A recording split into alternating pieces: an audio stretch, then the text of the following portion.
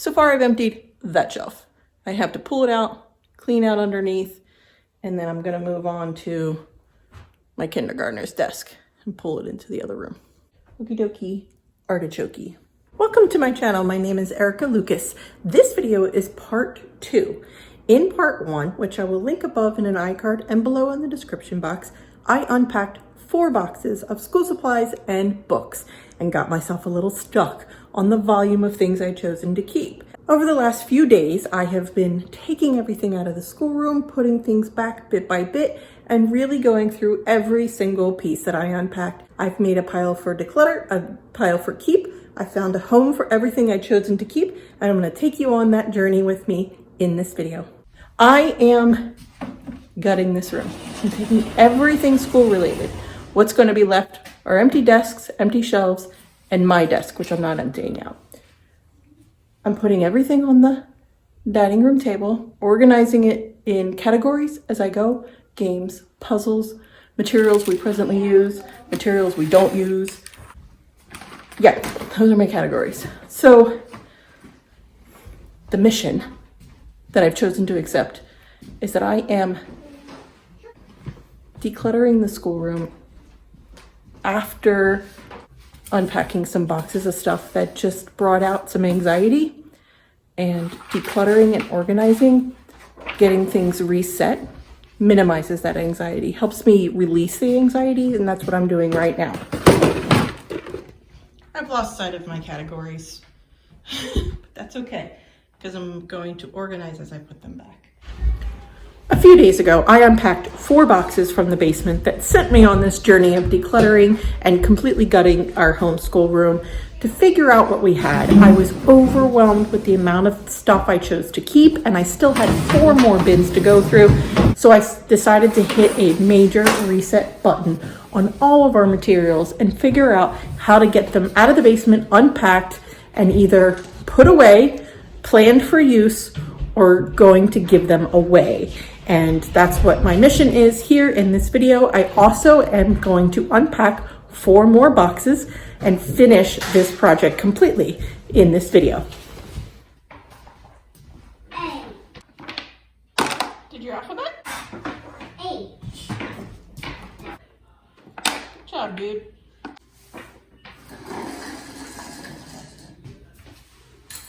Blank slate for first grade. Now, I'm gonna skip over this part for now and just do this because this is easy. These are family subjects, kindergarten, first grade, family subjects. I'm actually gonna just slide all of that out of the room and organize it afterwards. Wait, this time I want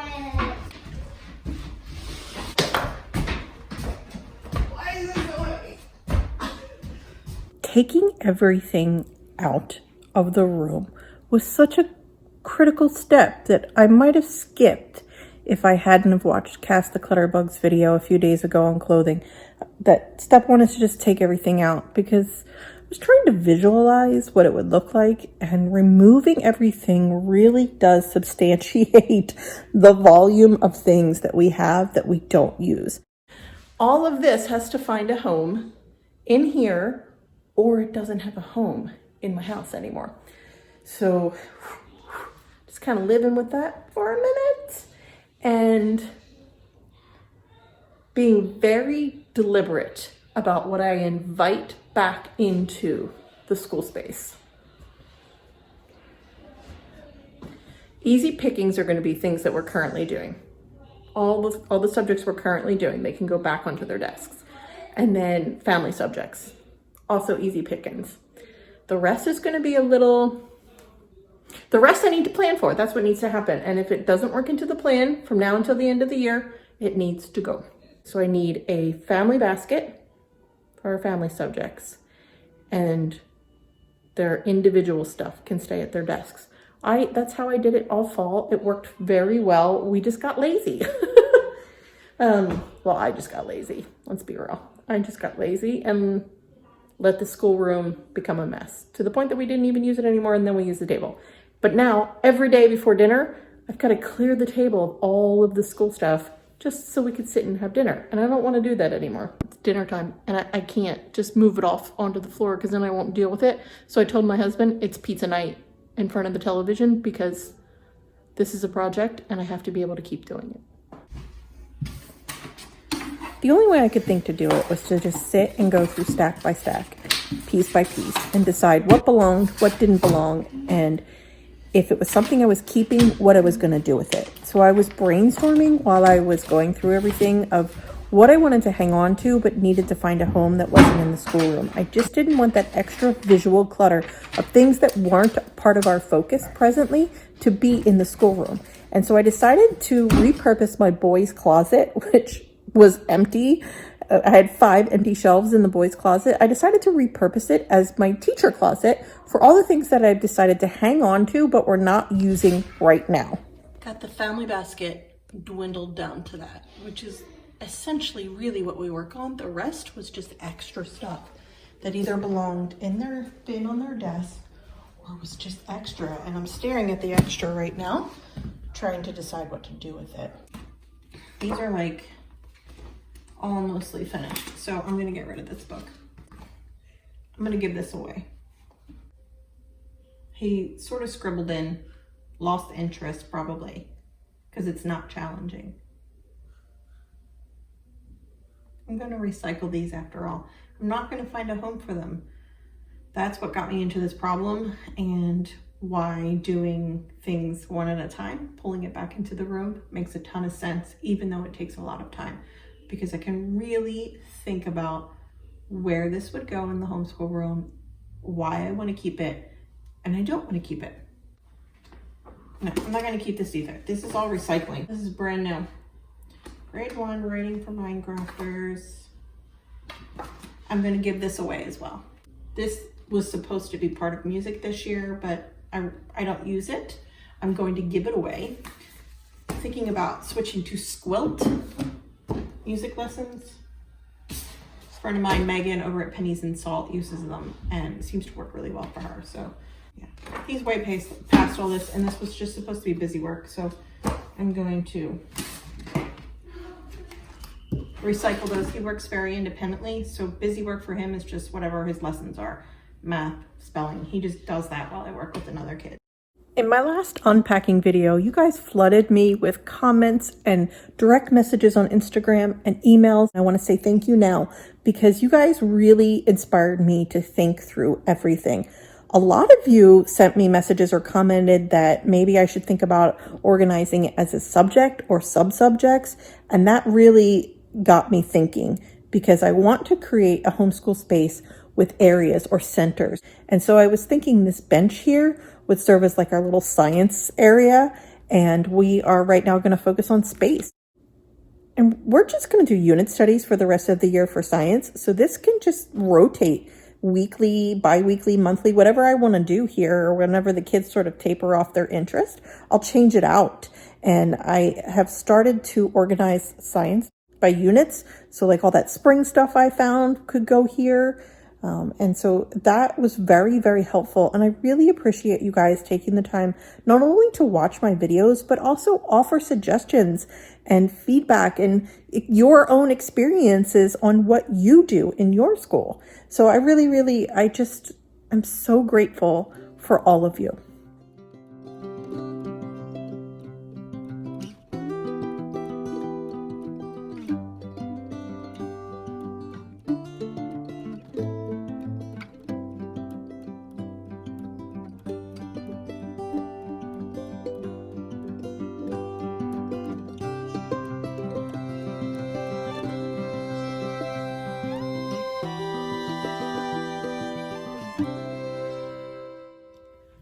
So Andy carried up the other 4 bins that are part of this mission.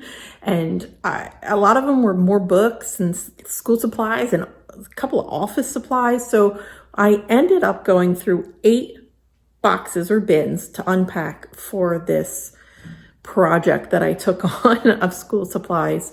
And I ended up with a really suitable pile for declutter. I mean, this is massive. It's going to take me weeks to get rid of this stuff because I'm going to put it up bit by bit on local Facebook groups for people to just take for free. Ended up with a sizable amount of things that I want to keep from the teacher perspective and organize in the closet upstairs. And once I had put everything away in the teacher closet, everything felt so great because now everything has a home. And if I come across more stuff as we continue to unpack the basement, we have about 35 boxes left, I guess, or 32. I don't even know. But as I come across more stuff, it will have a place to go. And if it doesn't have a place to go and it's not part of our school, then it needs to leave our house. Here is where I've ended up so far. Okay, so my desk needs attention. I am going to sort this and get it back into my paper system that I have established. That is coming on Thursday of this week. And then again on Saturday, I've got 2 paper videos coming up that I have not filmed yet, but I will. And this ended up being my first grader's shelf here, the things that he's working on. States and capitals, there's Lego math, silly sentences, because we're working on parts of speech, and multiplication.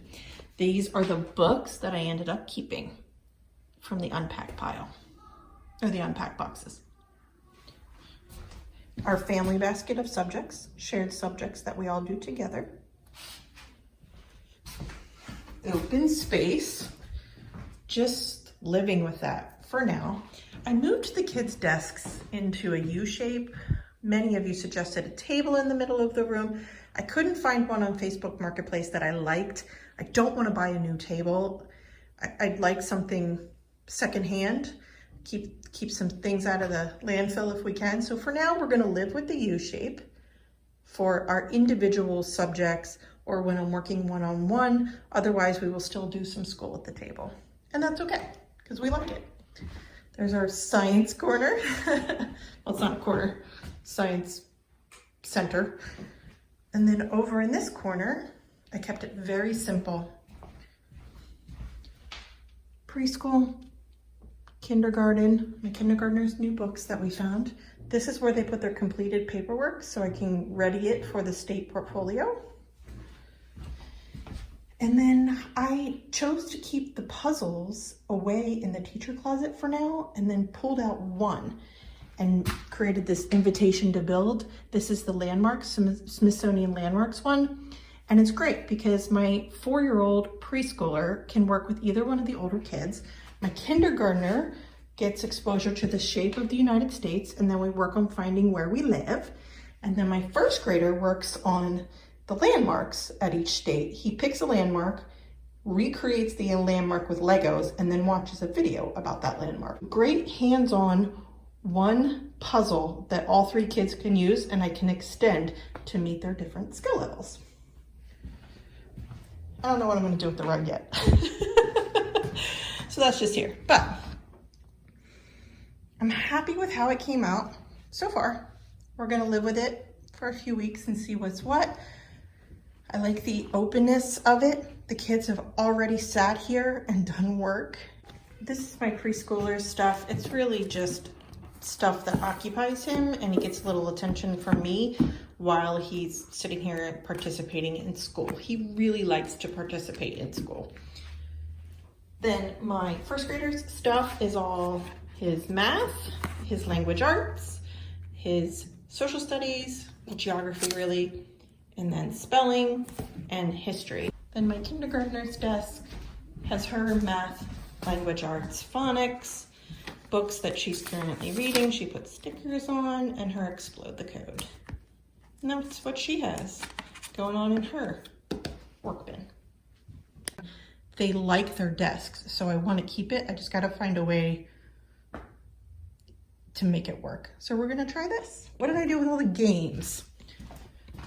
I kept the games that are really good for the concepts we're working on presently here, right here in the dining room, because that's where we play. This is everything I'm getting rid of. In our family room, we have this cabinet, and I put the rest of the games in there for now. We used to have that when we first moved in. This is how it was, so we'll go back to it, see if it works. And this is their toy area here. So, thanks for watching.